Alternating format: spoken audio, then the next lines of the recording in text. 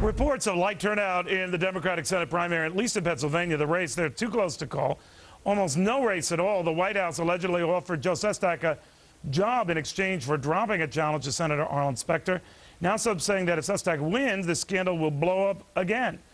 Today, reports saying that Attorney General Eric Holder knew about it, did nothing about it. Fox senior judicial analyst Judge Andrew Napolitano says this could be very, very serious stuff. So they'd resurrect this all over again. Well, this will probably be resurrected either way, whether Senator Specter wins and Joe Sestak is out of a job, or whether Joe Sestak wins and Arlen Specter is out of a job. But more so if Sestak wins. Well, obviously, the Republicans will say, you know, who offered you what and when did they offer it to you? Why?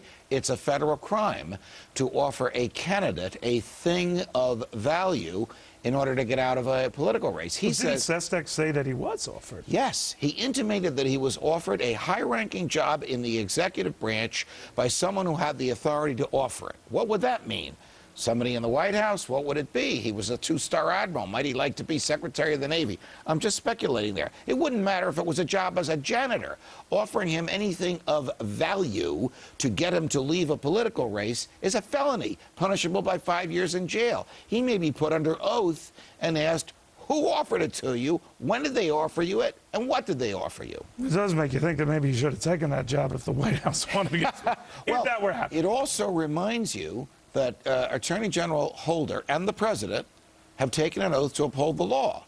Not just the laws that are convenient, not just the defendants that they want to prosecute, but all the laws. And if a member of Congress said, somebody tried to bribe me, they should find out who the attempted briber was. But I watched a lot of Sopranos episodes. Yes. So sometimes you don't have to overtly bribe someone. You can say, this might be a very good idea for you. In other words, without the clear quid pro quo. That's where Congressman Sestak's credibility comes in. Was this truly offered to you?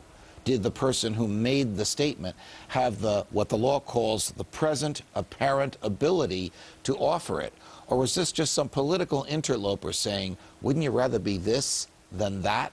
Because a free conversation by someone who didn't have the power to offer the job is not criminal and is absolutely protected. So it would depend on who said what to whom and when. But is it just as offensive, Judge, if you tell someone like in New York where they wanted to clear things for Gillibrand to run for Senate, clear the decks for her, let her get out of her way?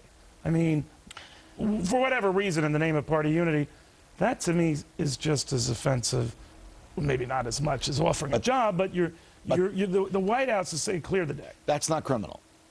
That's basically saying we decided to put on a unified front. For better or for worse, Gillibrand is our candidate, and we've all agreed that nobody is going to oppose her.